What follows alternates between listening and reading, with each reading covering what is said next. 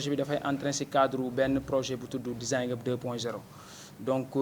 projet bi aussi dafay tàggat wala boog jàngale li nga xamante ne moom mooy njariñ yi ñu mën a am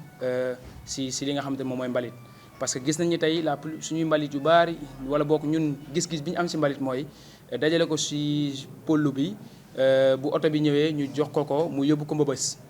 et d'ailleurs gis nañu aussi tamit que ni adduna bi bari na ñoo xamante ne amuñu gis-gis boobu ci mbalit. donc am na si ñoo xamante ne si li ñuy dund am na si ñoo xamante ne tey moom moo leen def des richards donc am na si ñu aussi ñoo xamante ne tey moom moo leen def beneen façon nit type de personne. donc loolu ñun bañ ko gisee si yeneen dëkk yi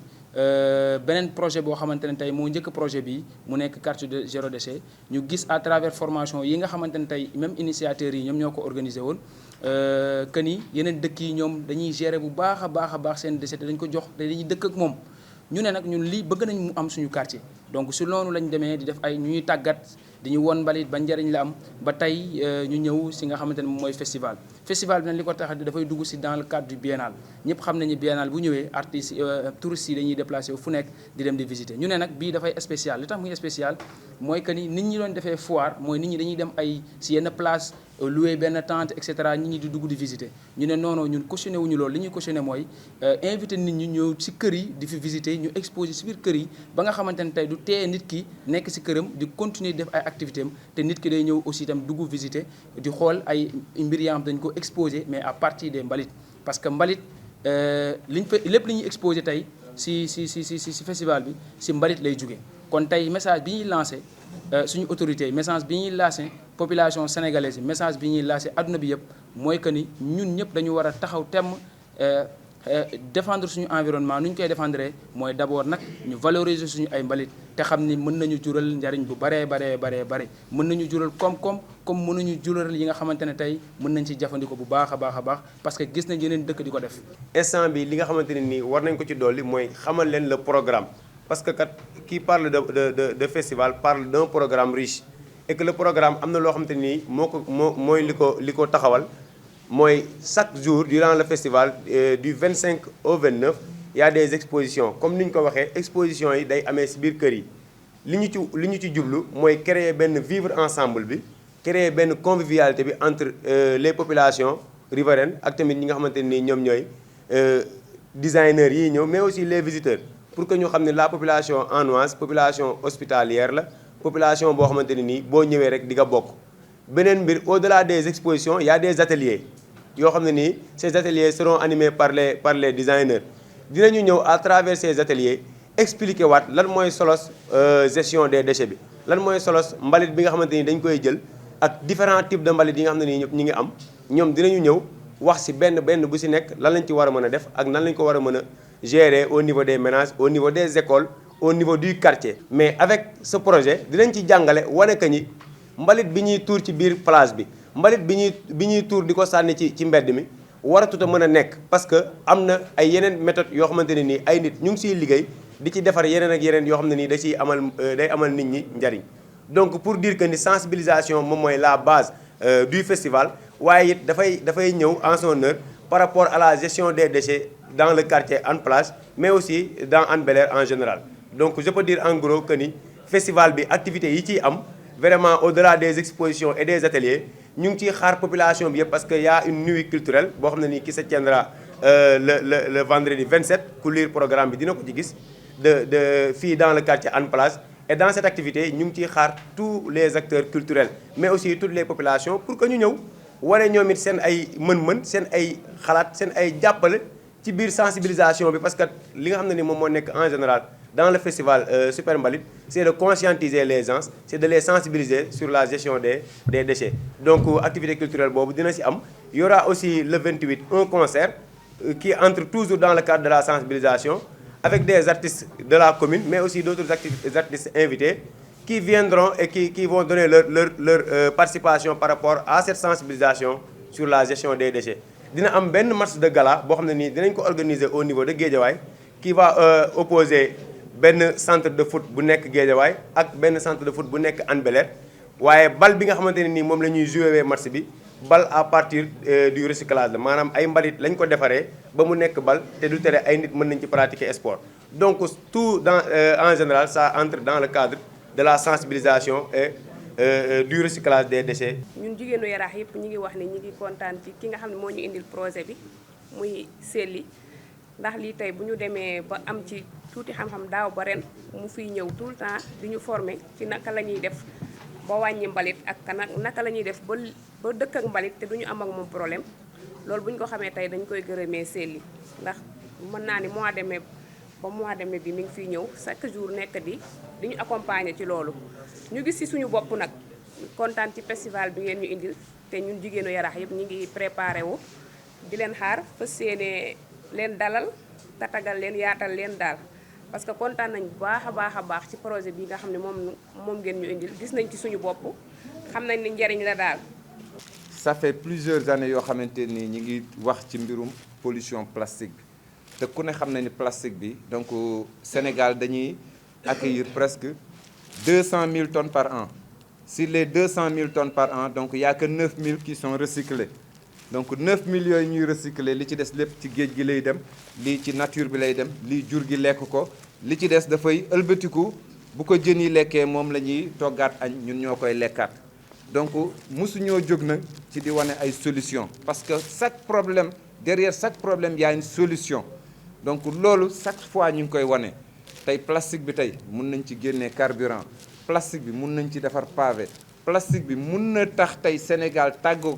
ay écoles yoo xamante ni ay abri provisoire la te loolu yëpp génne nañ idées yi bu dul benn du ñaar kon tey jàpp nañ ni tey jii bu fekkente nii donc ñi ñu nekkal tey ñoom ñoo waroon a jiitu ci projet bi avant tey jii waa Allemagne di déplacé wu di ñëw ba Sénégal vraiment pour ànd ak ay doomu Sénégal pour war leen a jàppale ci nan la ñuy suqalee seen réew nan la ñuy toppatoowee seen mbalit. Moi je pense que c'est une honte pour toute la communauté sénégalaise. Donc nous avons des ministères de l'environnement, nous avons beaucoup d'instructeurs donc qui peuvent vraiment aider la population sénégalaise donc sur la pollution plastique. Mais malheureusement donc nous n'avons pas vraiment donc des hommes qu'il faut à la place qu'il faut. Et cela nous a vraiment surpris quand nous avons vu donc les Allemands faire une très grande délégation donc de venir à Yaraax et à Ngor et à Guédiawaye et n'importe où pour vraiment montrer que vraiment il y a une solution. Et cela donc vraiment nous a beaucoup poussé et nous a beaucoup encouragé. Sénégal ñëpp xam nañ ne dafa am problème mu mbalit tey lu mel nii bu amee ay designers jógee Allemagne ñëw Sénégal fii collaborer ak ay designers Sénégal man loolu dafa nekk lu may rafetlu mais message bi Modou Fall lancé aussi dama koy gën a lancé waat suñu gouvernement fii au niveau du Sénégal parce que boo xoolee li ñuy wax di ko dugal ci mbalit bari na trop mais teppi kole la rek chaque jour ñu ngi buub ay tonnes di ko yóbbu mbëbës mbalit bi bu demee mbëbës li si ëpp luñ koy def dañ koy taal boobu ñuy taal mbalit bi problème la parce que adduna bi yëpp ñu ngi wax ne adduna bi dafa polluer te teewul ñu ngi retourné di jël mbalit bi di ko taal. beneen affaire bi Sénégal ñu ngi wax ne amatuñu jën bateau yi ñu ngi ñëw di jël suñu jën te li gën a tax ñu ñàkk ay jën mbuus këyit kaasu AGT yiy naaw di dugg ci biir géej gi loolu dafa nekk ay problème parce que mbuus yi bu dajaloo digg géej ay boule d'air lay def glace lay def te jën du nen fu sedd ñuy rafetlu nag projet bii ni ñu jëlee designeru Sénégal yi boole leen pour lépp luy mbalit ñu joxaat ko valeur ba ñu bàyyi taal mbalit man lii dafa bokk ci lu may rafetlu.